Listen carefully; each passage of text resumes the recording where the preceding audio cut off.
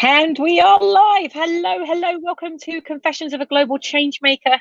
And we are continuing this series in the lead up to 2020, really getting you ready to put in place that 2020 vision and get crystal clear about what you're doing, where you're going, and how you're growing. So today I have the amazing Kay Newton, who is the midlife strategist. We did actually go live a few weeks ago, but technology, the gremlins were giving us a little nudge that day. So I wanted to make sure that I brought Kay to you live in person so you could get to know this Wonder Woman yourself. Kay, welcome to the show. It is wonderful to welcome you here.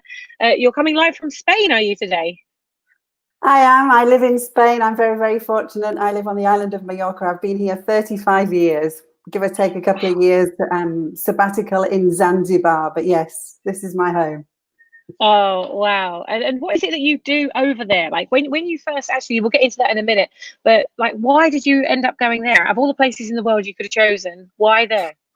So I had an awful job after I finished my university degree, working in retail, and I was bullied by the manager. And so I used to go down to my parents' very small boat in a Hull marina and cry while I ate my sandwiches.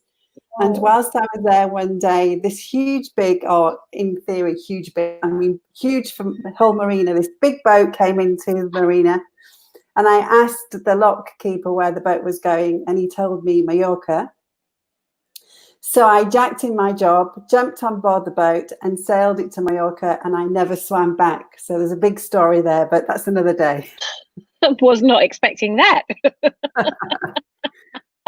Well, wow. And you know, when you we're going to go totally off track now, totally off piece, just out of my curiosity, because I know that we've been to a few Roger Hamilton events together as well. What are you on the wealth dynamic spectrum? Oh, that's a good one. I think I'm steel. Gotta You're make steel. my brain work again. It's like yes. So do you know, like, so a steel, so are you more on the creative side, or are you detailed? Are you like, more on the detailed side? I'm a very organized person. So that's why I'm asking you, because that's like the opposite.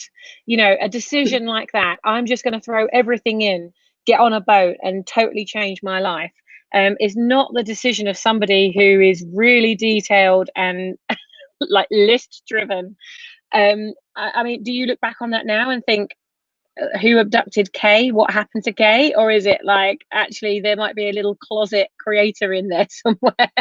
Yeah, I think there's something in my genes, you know, that literally, because I keep doing these small little, I call them small steps. I mean, people call me an adventurer, but I don't see it as being adventurous. It's just something that I do.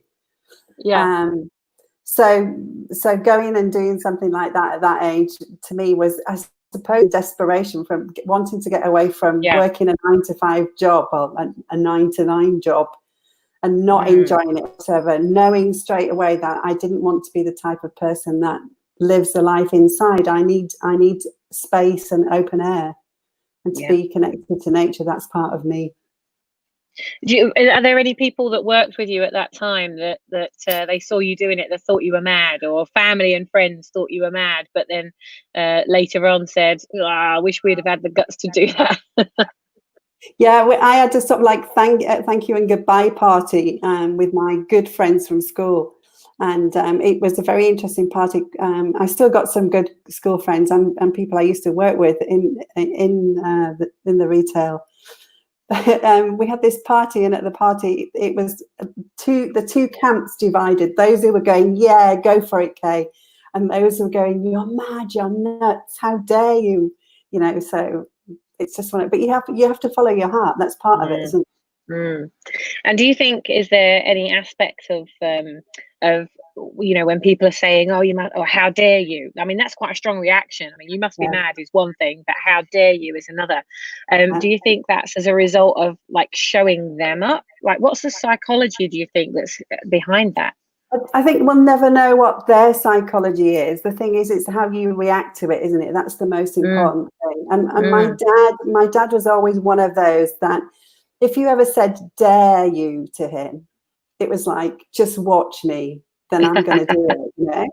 And I think I learned that from him. You know, this dare you attitude is, if that happens, then you've got to go and do it. So that's what I did. I went off and had a huge experience. All sorts of things happened to me, including being rescued by lifeboats and being stopped for drug running by the Spanish police, you name it.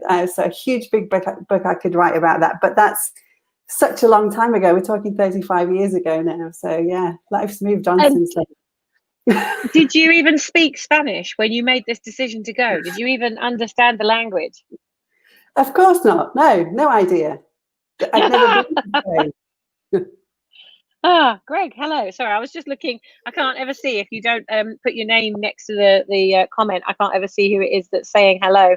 But Greg and Fiona. Hello, Fiona. It's nice to see you.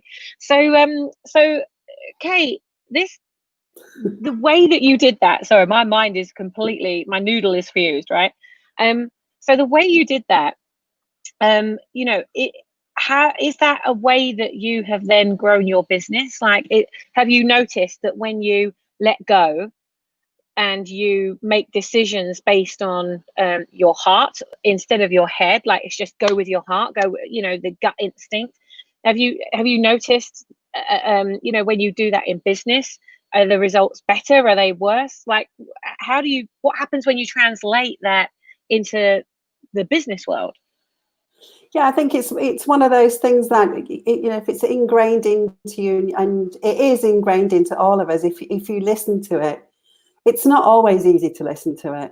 You know, there's all sorts of things that can get in the way. But if you do, and you just spend a little bit of time just listening to that feeling and going with it, then, you know, even if you're in the middle of the ocean and you've got no engines and you're having to be rescued by lifeboats, which is another analogy for business, you know, you just have to go with it. You can't get out of the situation, out of the circumstances. You have to find a way out. And it's very much like that with business, isn't it? You know, once you start, it's worth seeing through. It is worth seeing it through. I just want to say hello to Bridget and Philip. Hello, welcome.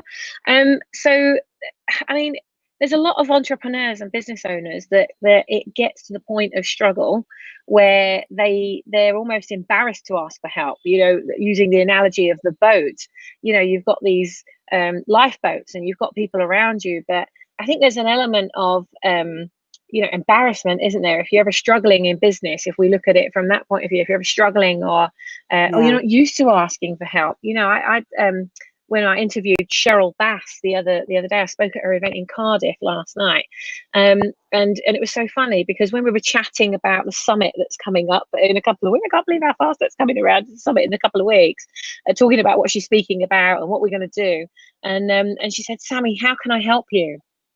And I said, oh, I actually don't know, because I came on here to help you.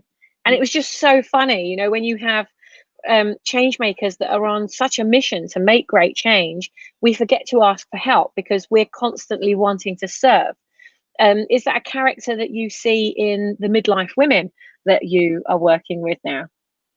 Yeah, I think it's again, it comes back to this ingrained into you, isn't it? So my parents, coming from a working class background, you never asked for help. You were too proud to do so.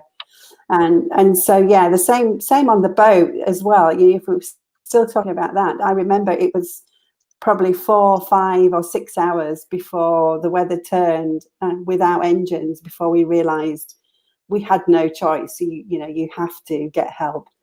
And I think a lot of us, particularly individual entrepreneurs, when you're on your own, it's so easy to keep going, I will do this, I will do this.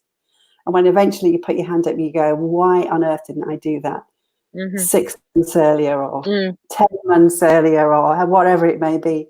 Because it makes a huge difference. It does. How many of you, Sharon, hello. How many of you listening to this right now have had a really strong gut instinct and you've ignored it, and then like 6 months later, a year later,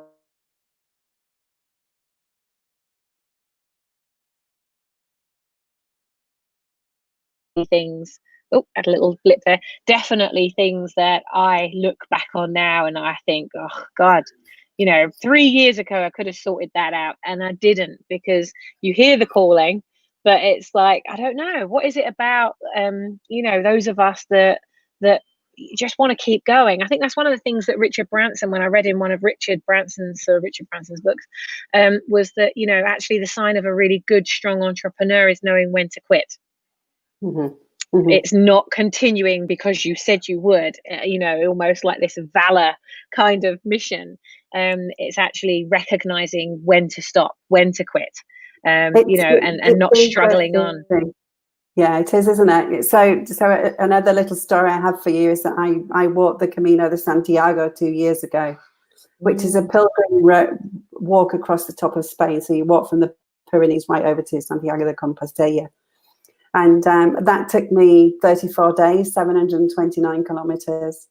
And you have to walk every day if you're going to complete that big goal. The goal is 729 kilometers. How do you do that? Well, you do that step by step, literally step by step. And so I think that's a really good analogy that you said about Richard Branson, because the quitting day was when you got to Santiago. But up until then, you have to keep getting out of bed every morning, putting your boots on, finding that yellow arrow, and trusting that somebody painted that yellow arrow in the right direction, and then walking, just going and doing the walk. Yeah, it's just putting that foot in front of one another, isn't it? Sharon, definitely, yes, I've learned that I always have to trust my intuition now, for sure. Learned a good while back when to quit. Fiona, thank you for your comment. It's interesting, even in a room, there must have been about 40 women in the room at the I Am Woman event in Cardiff last night. And we were talking about, what it feels like to fail. And it doesn't feel good, especially if you don't know what you don't know. And I think a lot of the time, I mean, gosh, there's so many things that I've said in my lifetime. Oh, well, I didn't know what I didn't know. And it's like, it's so frustrating because something bites you on the bum. It doesn't matter how experienced you are in business. It doesn't, if you've got a good heart, there'll always be someone that can sneak through that, or something that sneaks through. And it doesn't feel good to fail. But then on the flip side of that, I remember reading an article, and it was by this woman who had she'd self-made millionaire. I think she was in the States, and it was on an airplane. I was flying somewhere, and I was reading this story, and she was saying that that the interviewer said, "What is it that you feel has given you the strongest grounding for being so successful in business?" And she said, I have to give credit to my father, because apparently from a really young age, from whenever she can first remember, her dad used to play a game with her and her brother, and every day they'd sit down to their evening meal, and he'd say, "Right, kids, come on, what did you fail at today?" And he turned it into a game. So they made failure something that was fun. So they had absolutely zero fear of failure. They were like straight in there. "Dad, guess what I failed out today?" And they couldn't wait to share what they'd failed at, which that just puts it in such a different perspective. Ever since I've read that article, I've been far more, and isn't it funny, you can just read something and it has that moment of and ever since then, that fear of failure, I just go straight in, almost like a bull in a china shop sometimes. I can relate to that. I've got 2 boys, and I can relate to them going to school, and coming home with that 8 out of 10 or that 2 out of 10. And we used to say to them, it's not the 2 or the 8's not important. It's the bit that you don't know that's the importance. And I think that's the key, isn't it? We're taught in school that failure is a bad thing. Yeah. And it's very, very difficult to take that out and switch it around. So yeah, it's a good point. It is. Well, Kay, you've obviously switched things around in your life several times. You've got an amazing history, a brilliant story. And we met each other years ago, but we reconnected again last year. And it's just, we're kind of orbiting. And that's actually what's happened with many of the people on this series, actually. We've met a long time ago, gone our separate ways, grown in different ways, and then come back together again. And we're sharing the success with each other, which is awesome. And being part of the Brand Builders Club, obviously I get to see what you're doing and how you're growing and how you're partnering with other members around the world now, which is awesome. What would you say is, one of the key things for your midlife women, because that's your target audience? You've really chosen to niche. You've focused on an age group. You focused on women. And I've watched you just totally expand. I know you recently invested in Tom Mooster to do some bot building for you, and I tell you what, hey, I've been showing you off in practically every event that I go to. Somebody mentions a bot and I'm like, you want to see a really good bot in action, you need to follow Kay Newton. You need to get in touch with her and follow her, because I don't even know whether it's you that's messaging me or the bot that's messaging me. But when you stopped messaging me, I noticed, and I was like, oh, she hasn't messaged me today, because what you're actually sending out is not this robotic thing. You've actually built an entire conversational flow and a nurture sequence that is really captivating. And for someone like me who has an incredibly short attention span, that's really awesome to get past the kind of the brand radar. What was the what would you say was the greatest success behind that bot, in the way that you're communicating with these women in such a personal style? What's been the result of that? Yeah, well, it's numerous, but I mean, I think the fabulous thing is, Tom's got such a great knack of pulling out of you and saying to you, like, what's your message? So you give him the message, and then he goes, okay, so that's great if you're having a conversation, but using the bot, we need to just change it around a bit. How could you do it so it's a little bit shorter and more concrete? So he's been a great instigator, him and his wife, in helping me build that. Yeah. But I think it's also just thinking that you're literally having that conversation with someone. That's the key, isn't it? You need to sound like yourself at all times. Yeah. So, yes. So that was me for the bot. It's simplifying things. I mean, this is a big word for me. It's making it simple. So that's also key, making it simple so people can say yes or no, or can click here or there, or so that you've got that. So simplicity is a big thing. And that's also the same with my niche. It's helping them simplify life. And we've just done a 5-day midlife mojo challenge, and the first thing I talked about was, when the shit hits the fan, when your life's really stressful, the first things that we forget is the simplicity. We forget to drink water, we forget to breathe properly, and we forget to move our bodies. So go back to simplicity first, always. Yeah. It's something that everybody can learn, no matter where you're at in your life or where you are in your career. Or it's like, we're human beings. Breathe. It's really good for you. So, Kay, this is obviously Confessions of a Global Changemaker series, and you gave a little confession a few weeks ago. Wondered if you were going to give us a new confession today, in terms of, if you were to go back to your younger self and say, Kay, this is going to happen, but here's how you get through it, and here's how you need to think, here's the mindset you need to achieve that. Obviously, this message is also for business owners and entrepreneurs that are coming up through this process now. What would you say to them? So I think, again, this working class background that I had, which was, I came from a very loving background, had everything that I ever needed, but we never really asked for anything, which we've talked about, we've come across. And I think that's really important, is to make sure you grow your connections, and grow your connections well. And, if I'm going to confess, I would say that's probably been a weak point for me, and something that I've, began to really take on board in the last 2 years.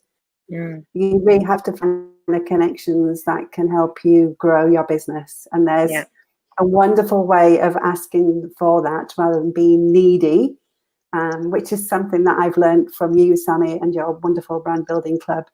And it's, the team members you've got in there have always got an answer. You've got to just really ask. So connections is a big one. Find the right connections. I think, there's a lot of entrepreneurs, and thank you. I should take that in. Thank you. I take it. There's even talking with, Christine Wright picked me up from the station a little while ago, and we're running an event, running the Thinkubator in Manchester tonight. And we were just chatting, and I said, how are you getting on? And she was telling me what she's up to and what's happening. And she said, I feel like I had to slow down to be able to speed up. And I said, that's a sentence I'm hearing. I've heard that same sentence maybe 4 times this week from different people. And I think there's this pressure, this intense pressure to constantly go. And actually the faster you go, the more you're missing key points, you're missing key things that are happening in the business. And when it comes to actually creating something of massive value, don't try and do it all on your own. I think that's such an important thing. We were talking about it last night as well, like when Christine created her 30-day challenge, we were chatting and working through what it would look like and what would the program be and how long would it be delivered over and how many pieces of content would you need to make it work. And one of the key things that she said to me was, but what if they ask me this question and I don't know the answer to it, or this question and I don't know the answer to it, or what if they ask me a medical question or whatever? And I said, you don't have to have all of the answers. You just need to know people that do. And I said, let's go now. And we were on Zoom. So I shared my screen. We went into the Brand Builders Club group and we looked at all the different skills and qualifications of all of our members within the Brand Builders Club. I mean, there's nearly 200 members globally. There's a lot of skill. There's a lot of experience in there. And so we went through and we picked out, I think there were 12 or 14 even different people that had all the skills that she didn't need to have, but she needed to include in her product. And what that did was enabled her to launch her program straight away without learning anything new, without coming up with anything different. She was just able to reach out to the network that she already had, a trusted network, a very credible network of people that we've already filtered before they even get into it. And she was able to then run her 30-day program, and she ran it within 2 weeks. So, it's I think that's just such a good, a really good confession, actually, is to, come on, guys and girls, when you need help, just reach out. Stop trying to do it alone. If you're wanting to achieve something, June Hampton at the Thinkubator in Bristol on Monday night, just 2 days ago, we were talking about this. That's how Christine came up, and I was saying, this is what Christine did. Why you've waited nearly a year to get your program out there. What is it that's stopping you from doing it? Well, I don't have the expertise, blah, blah, blah. And I said, well, that can't be an excuse anymore. Who do you know that can be that expertise for you? So they're telling other people about your program because they're featuring on it. And you're telling people that they're in your program and they're like, oh, well, I'll join your program if they're on it because they have credibility. So it's actually massive brand leverage for you to get out there. I did the same with the 5-day challenge that I've just done, Sammy. And, I didn't know, I know the stuff, but at the same time, I don't know it in detail. And I said, I'm going to do this challenge. And then I immediately went, but I've got to build landing pages and I've got to do this and I've got to do that. And I could do it and I could do it, but I know that I'm not going to do it.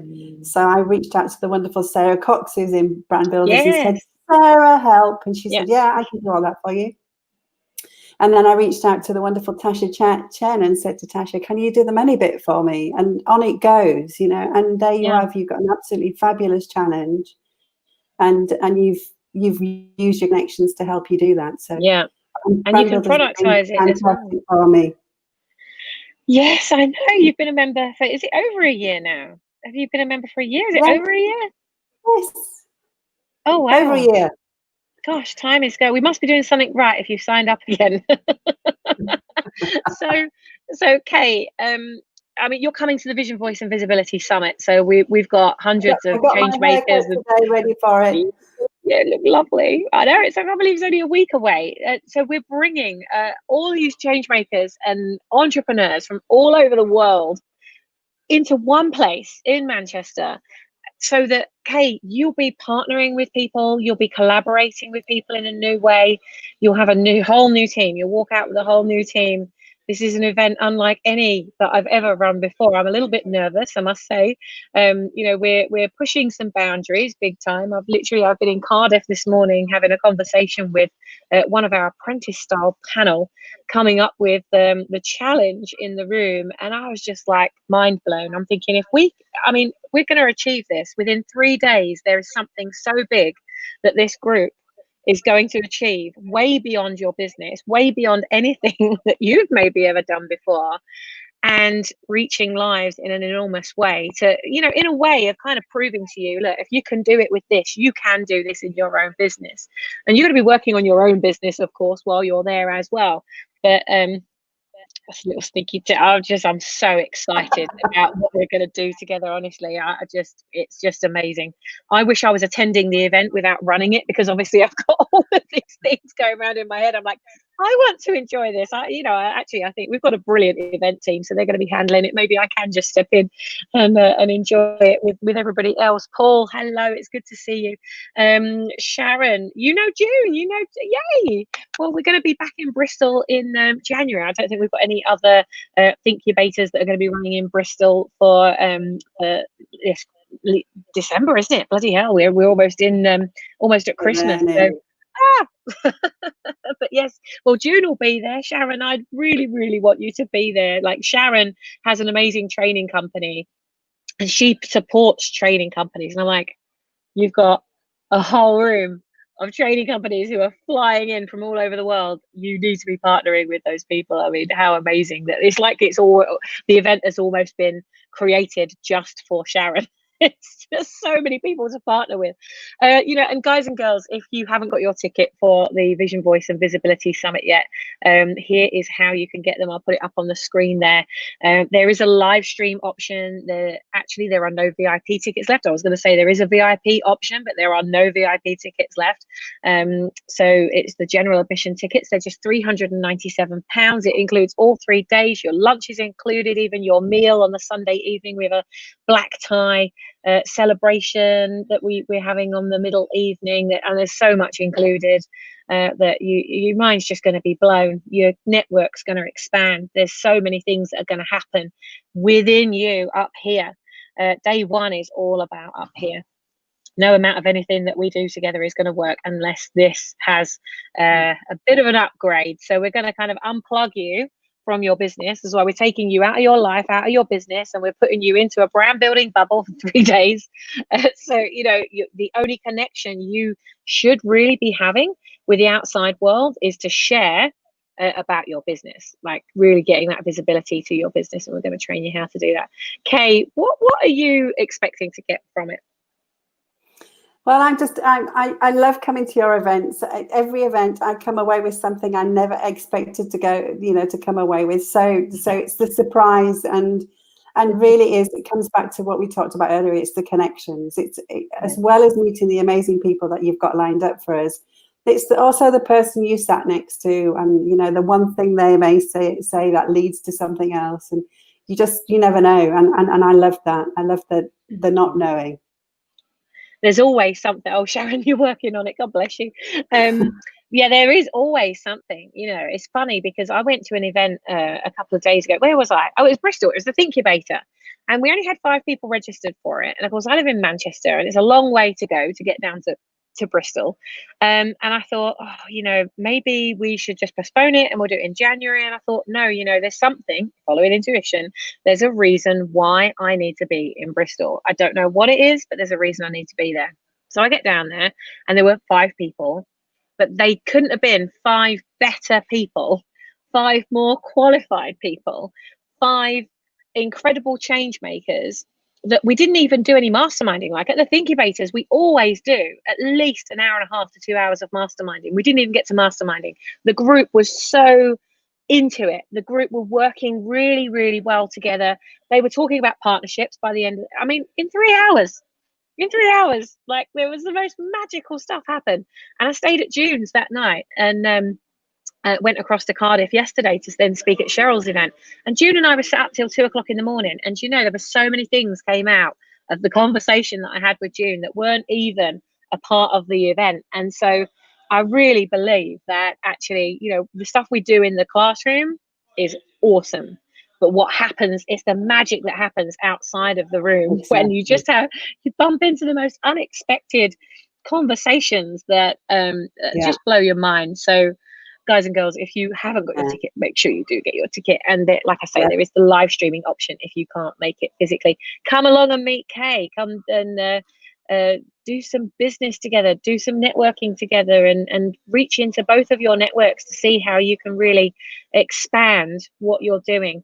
I guarantee that those of you that are watching this, and between you, me and Kay and the other people that are on this call and all the other people that are coming to the summit, that your business will just expand. Well, you have to be ready. You have to be ready. And that's why we get you ready in the room.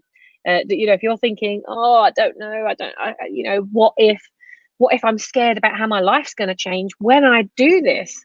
It might not even be a fear of failure or a fear of success. It might be a fear of how much your life will change when you get this right. And I've been through that fear. And it's debilitating. It's paralyzing. And I recognize that. So we're going to do some excellent work with you to get you ready for that, because you are ready, and we wouldn't be on this call together right now if you weren't ready. So we're going to be back tomorrow. I'll be back tomorrow around 8 a.m. to give you another little cuter. I like giving that little kick up the arse every morning. So we're on the 9 ways you could absolutely kill your brand, because you need to avoid them. So I did number 2 this morning, and I'll be on step number 3 tomorrow. So come and join me at 8 a.m. GMT, and I'll be back tomorrow with another live interview. Tomorrow I'm with Celia Gaze, who has built an incredible business that involves llamas. So you want to turn up for that. So Celia will also be at this summit, so you'll get to meet her. Kay, thank you so much for showing up for you, showing up for me, showing up for all of the people that have been on the call this evening, all the people that will watch the replay as well. I'll look forward to seeing you in just over a week. Yeah, see you in Manchester. Please make it nice and warm and sunny though, won't you? Definitely can't guarantee that. I guarantee that it'll be worth it, but I can't guarantee you the sunshine. What I do you a deal, right? You come here and you transform your business. I'll come over there and transform my tan. That's a really good shame. We'll get you over in 2020 to do a Thinkubator here in Mallorca, definitely. Yes. We started talking about that last year. We'll do that in Manchester this time around. Very exciting. Yeah, Nikki wants to get us over to Italy, and there's so many places that people want us to bring the Thinkubators. So awesome. Sharon, Hannah, hello. Sydney, hello. Paul Harrison, hello. Good to see you. Sharon, definitely you and Kay connect. I'm sure there's a whole bunch of opportunities for the pair of you just by championing each other to go to that next level. For those of you that have joined the summit, make sure you go and join the Global Movement Makers group on Facebook as well, because that's where people are organizing travel. They're already networking together. There's tips from the speakers. They're already leaking things out in the lead up to the summit to make the summit as easy as possible for you when you get there. So take care. Have an amazing evening. I'm going to shoot off to go and deliver the Thinkubator in Manchester now. And I will see you tomorrow. Take care. Mwah! And I will see you there. Bye.